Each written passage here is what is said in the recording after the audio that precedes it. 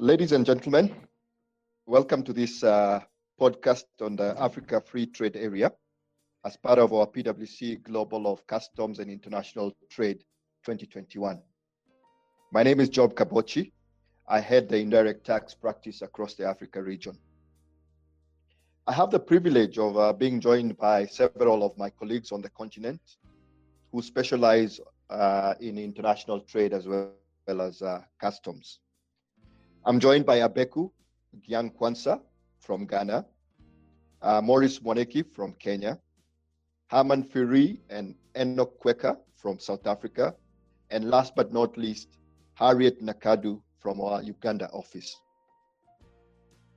We plan to spend the next 30 minutes or so trying to demystify the Africa Free Trade Area.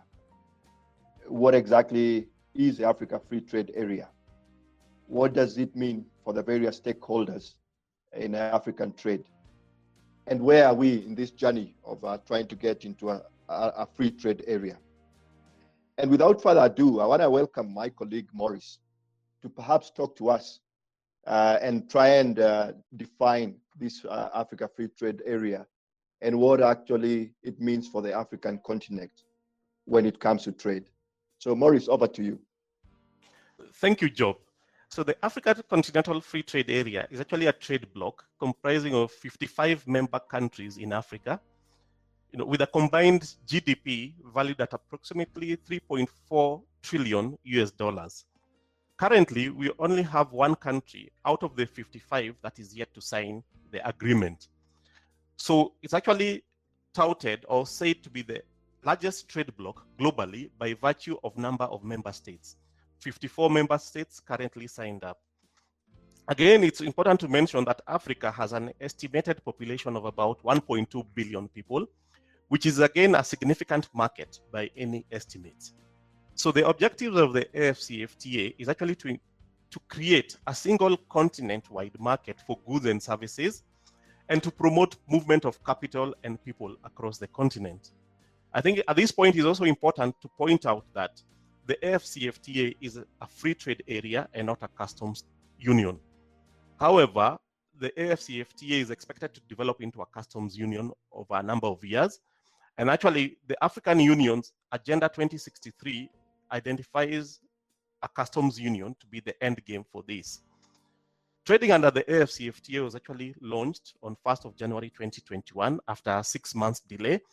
Expectation was the launch would be actually in July 2020, but the delays were occasioned by the COVID-19 pandemic.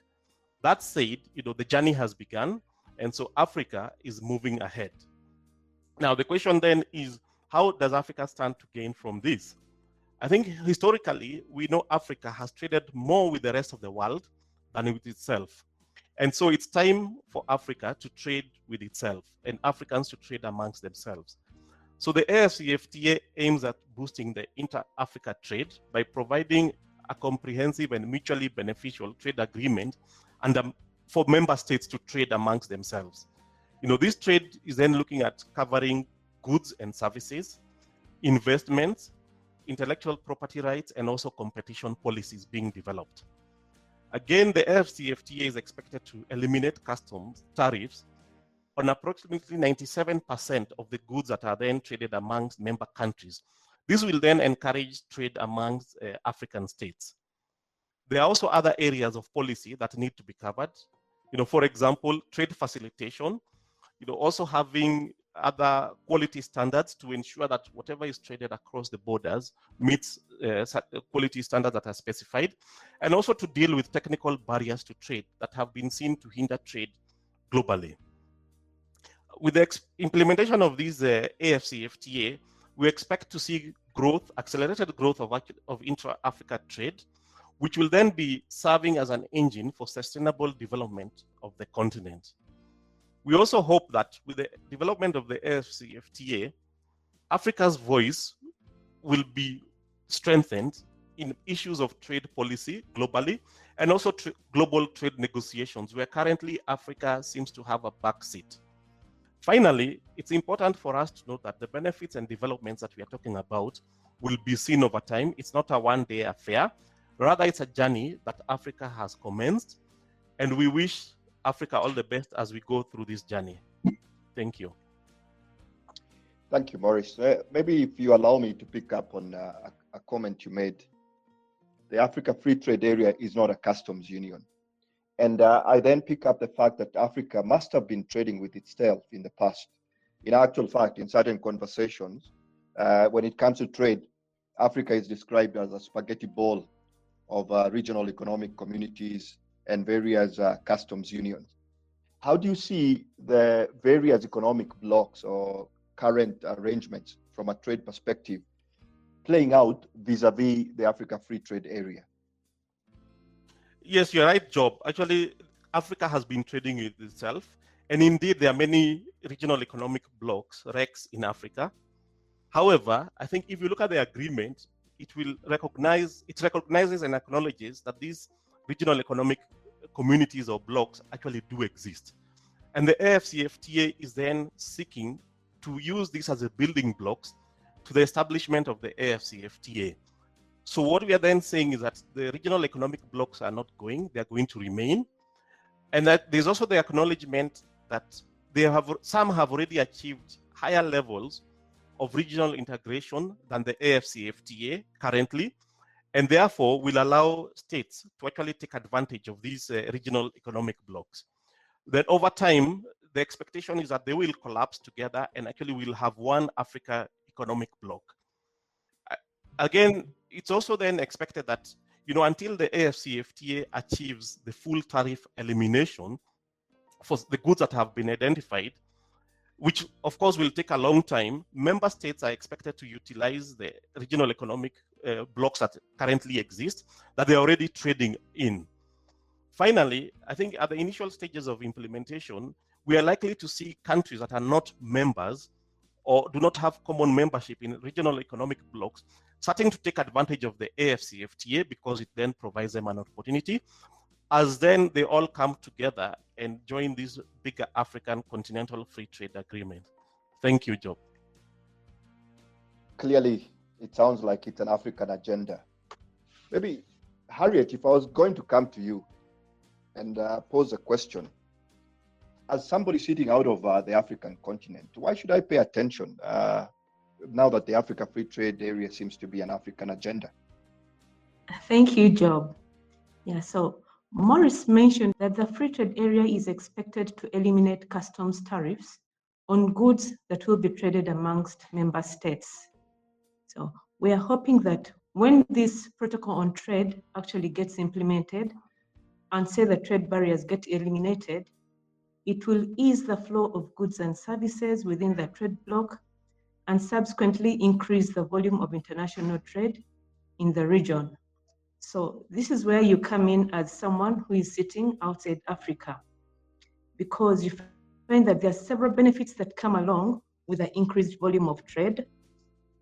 Yeah, so Africa will start attracting investors like yourself to come and set up within the trade bloc in order to benefit from the wider market area that has to be served. Yeah, so another example is that the member states will have to increase production in order for them to cater for the wider market as well. And this presents an opportunity for the countries to specialize in sectors where they have a comparative advantage and therefore reap the economies of scale from the increased production. So you find that such specialization again benefits both trade within the free trade area as well as boosting trade with the rest of the world that is outside the bloc. And actually, this is one of the issues, I think, which will strengthen Africa's common voice in trade that Maurice referred to, because we shall now have a stronger bargaining power as a bloc when it comes to trade with other countries and rather regional economic communities. Yeah, thank you, Joe. Thank you, Harriet. Sounds like something that is a heavy envy of everyone globally. Abekue, 55 member countries, a $3.4 trillion economy, a 1.3 million people continent. You know, if you go to get to this to work as a free trade area, like I said, it would be the envy of many regional players. But you don't get this working out without having an umpire. And the umpire in this, to my mind, in this journey is a AfCFTA Secretariat, which happens to sit in your country. Maybe, if you don't mind, what are we seeing the Secretariat get involved in, and how is the Secretariat then getting Africa to come together to actualize a value that Maurice and Harriet have touched on? Thank you very much, Joe, and thank you for all the explanations that have been given by Harriet and Maurice. Now, as a continent, we obviously have the Africa Continental Free Trade Area Agreement. But Joe, as you rightly identified, you need an umpire. And part of the role of this particular umpire is to ensure that those that this agreement is meant to benefit clearly knows the content of that agreement. So to start, I would say that what the Secretariat, which is proudly hosted in Accra, Ghana, is doing is to ensure that the people on the continent are properly sensitized. And in that particular respect, I would pick those who are yet to even sign and ratify the agreement and those who have already done that. With respect to those who are yet to ratify the agreement, what I'm very much aware of is that the Secretariat is encouraging the head of states to facilitate and quickly go through the process to get it ratified. And for those who have actually ratified and submitted the agreement to the Secretariat, what the Secretariat is also doing is to get them to come up to speed with respect to implementation. So I would say, sitting in Ghana, the Secretariat is quite doing a very good work with respect to sensitization and to ensure that at the end of the day, what the agreement is meant to achieve is actually achieved. In addition to that, Job, as has clearly been mentioned by Maurice, the agreement is not giving at the start 100% waiver of custom tariffs, but then a certain portion would not be subject to custom tariffs to start. So the question is, what are those things that are going to be subject to customs concessions? And this I would want to describe as a tariff concessions, which the Secretariat is actually obtaining from a number of a number of countries to ensure that we are all clear in what kind of goods are going to benefit from these various concessions. The other thing that follows from this is, how do we know that this is an African good? How are we sure that this good was actually produced in Africa? And one of the things that the Secretariat is also doing is to clearly come up and negotiate various rules of origin, rules to make sure that we are all clear on what goods are from the continent and what goods should benefit from the various tariff concessions. In addition to that, Harriet clearly mentioned issues around comparative advantages. The issue is, if the agreement exists and the various entities in Africa do not have enough financing to be able to produce and export their goods to various African countries, then at the end of the day, the benefit that the agreement should give to us may not be realized. So the Secretariat is also doing quite good work in ensuring that various African institutions or financial institutions are on board to support and provide financing to support movement of goods and services within the continent. Lastly, I would want to deal with the issue around disputes. As long as you have, and I'm sure that's why you describe it as the referee, as long as you have countries, you have people trading and dealing with each other, there would be disputes. So the issue is, how do we address disputes when they arise? How do you address concerns? How do you address complaints? So the Secretariat is actually at the forefront to ensure that it receives complaints, concerns, and facilitate the processes of dealing with disputes. So Job, I would like to pause here until you come back again to share a lot more on what we are doing back home in Ghana to support the Africa Continental Free Trade Area Agreement. Thank you very much. Yeah, interesting that Maurice mentioned about 54 countries having ratified the agreement and it having come to force on the 1st of January this year. But at the end of the day, I think we have had about the backbone to the free trade area. But it only works as far as the various countries on the continent then consciously then taking efforts or making effort to make it work. So maybe if I get back to you, Harriet, just to give us a flavor of what we're seeing in the East African region, maybe using the Uganda example. What is Uganda as a country then doing, or has Uganda done so far towards the actualization of the Africa Free Trade area? Yeah, so Uganda is quite very optimistic and is preparing to take advantages of the opportunities that will come along with its membership. Yeah, so you find that Uganda deposited its instrument of ratification of the free trade area in 2019, and the government submitted its tariff schedules for all the categories of goods, that is the non-sensitive goods, the sensitive goods, and the exclusive category, to the EAC Secretariat.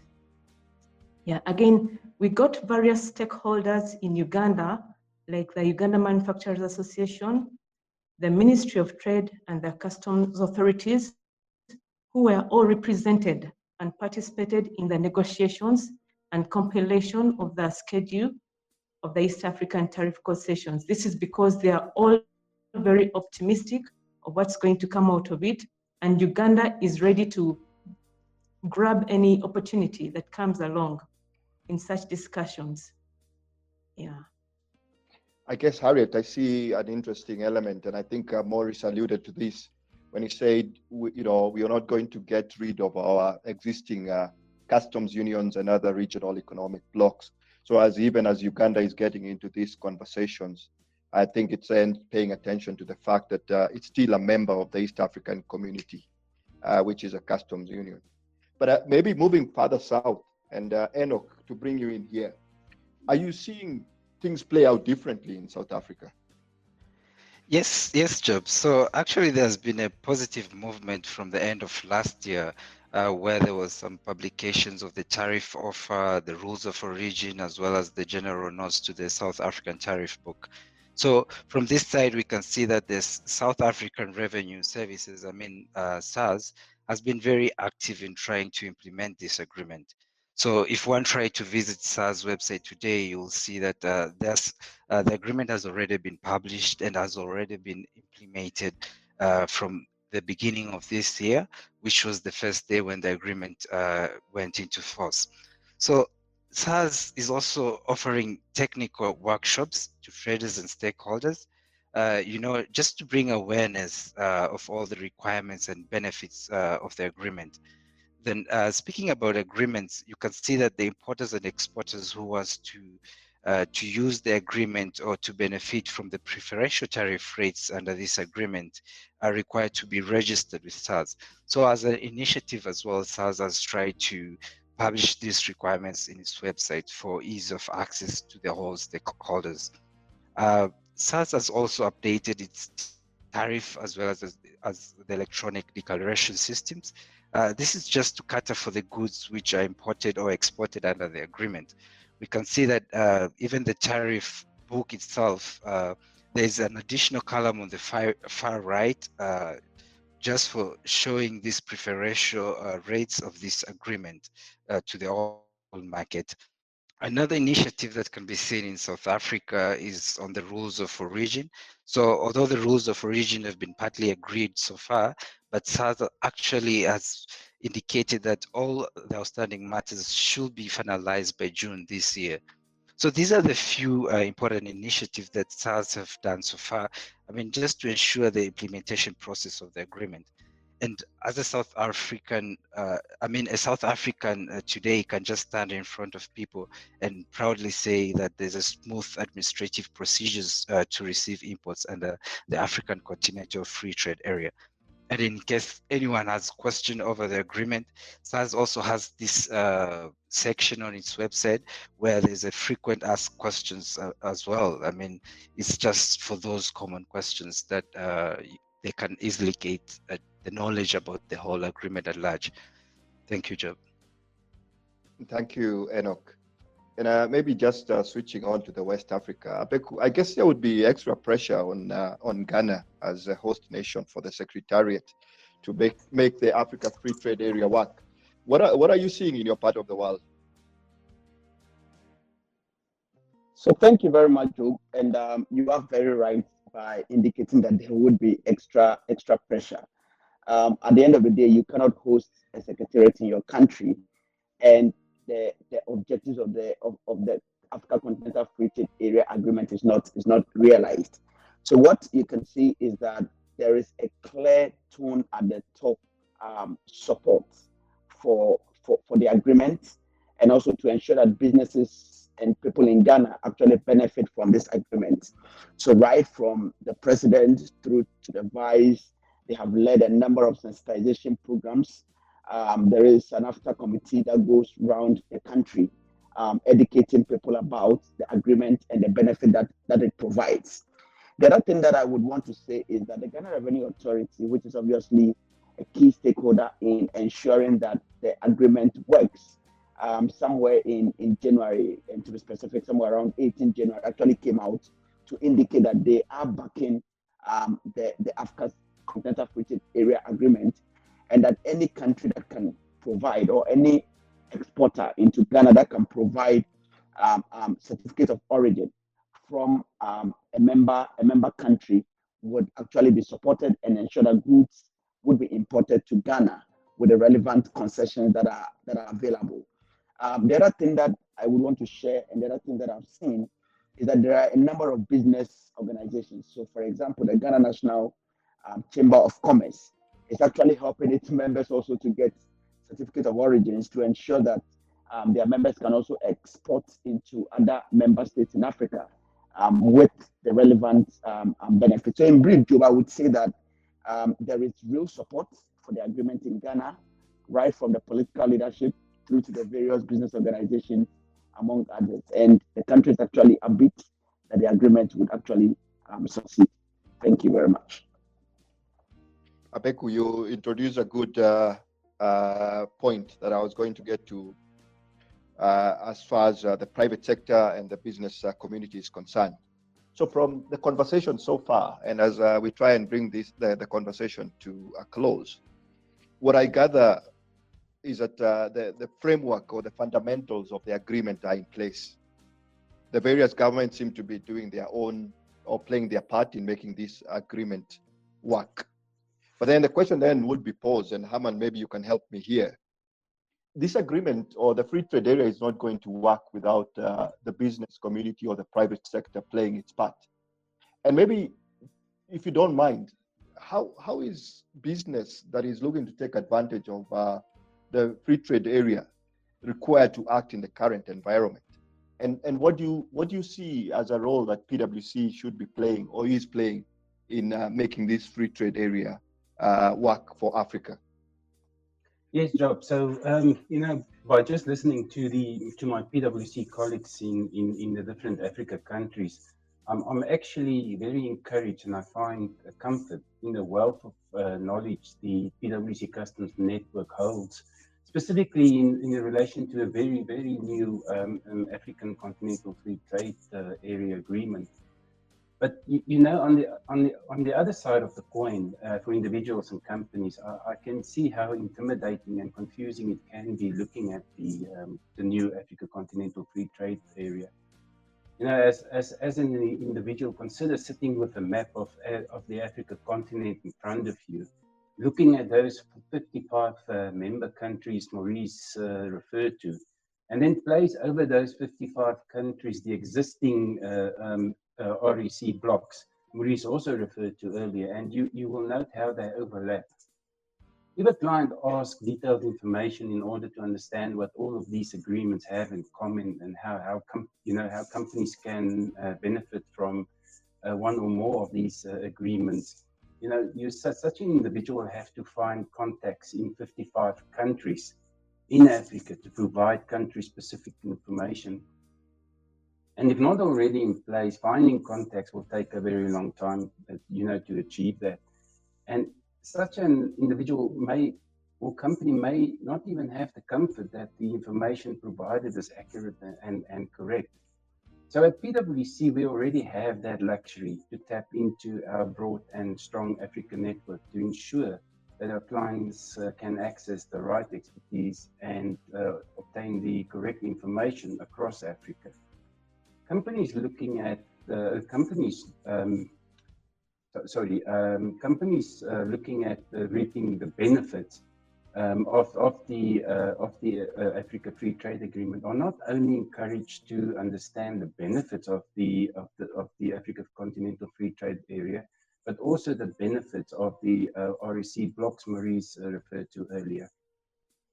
What is also very important is that businesses are encouraged to understand where their domestic territories are in terms of the implementation of the Africa Continental Free Trade Area. That is within their own domestic legislation. This is where PwC can assist companies, as we have an existing footprint across 34 different African countries, with representatives in most other African countries. This results in PwC being well equipped to inform clients of where the specific territories are in the process of implementation, identifying potential hurdles in those areas, address difficulties being faced with the implementation of the Africa Continental Free Trade Agreement in that specific area, what opportunities are key in order for clients to capitalize on reaping the full benefit of the Africa Continental Free Trade Area.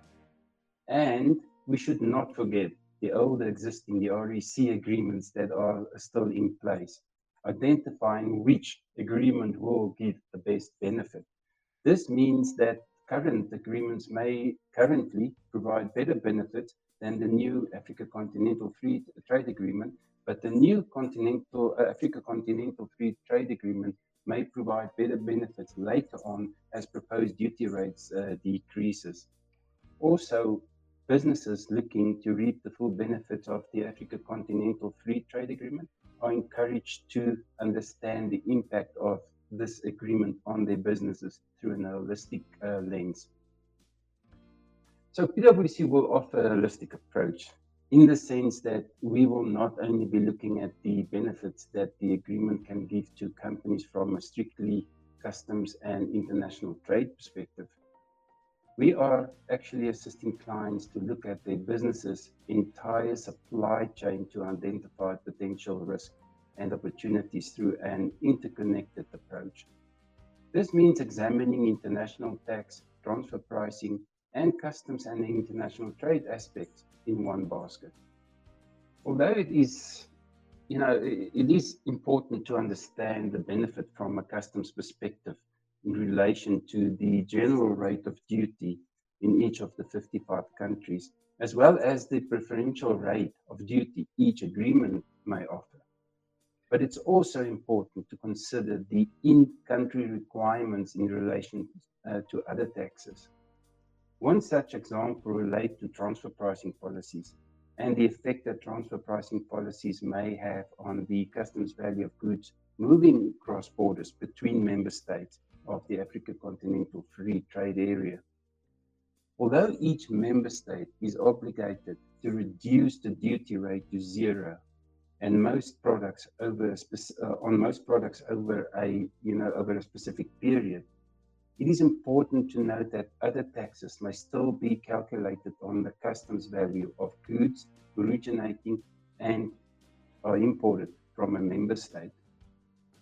So this is where PwC can really add value through its African network of various taxes, including advice on transfer pricing and how transfer pricing should be aligned with any decisions made in relation to the benefits offered by the Africa Continental Free Trade Area.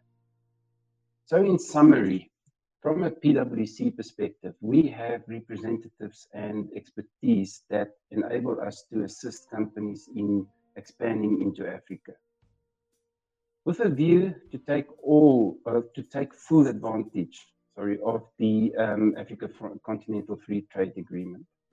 PwC have dedicated customs and tax consultants with a wealth of knowledge, and our footprint reaches across Africa in relation to transfer pricing, international tax, and customs and international trade aspects that can work together as a PwC network, to tailor make solutions to fulfill the specific needs of clients. whether it be to address our clients' difficulties and solve their important problems, streamline their operations, and to discuss opportunities and or discuss risk. As one interconnected PwC Africa tax network, we will work with our clients in developing and creating customs-made solutions utilizing PwC-based technology where possible to streamline the efficiency and accuracy of deliverables and solutions we provide to our clients. Thanks, Job. It feels like time has cheated us. Feels like we barely scratched the surface. Feels like this conversation could have gone on and on.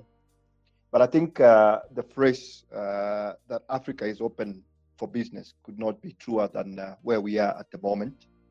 And as we bring this podcast to a close, I hope you found the conversation insightful in helping you understand what the Africa Free Trade Area actually means for you as a stakeholder. I want to thank my colleagues for having spent time to have this conversation with me and for giving us a flavor of what is happening in their various countries. I truly hope that you will continue enjoying the remainder of the PwC Global Festival of Customs and International Trade 2021, and that we do get to interact with you on the continent soon. Thank you for listening to us. Do have a lovely remainder of your day.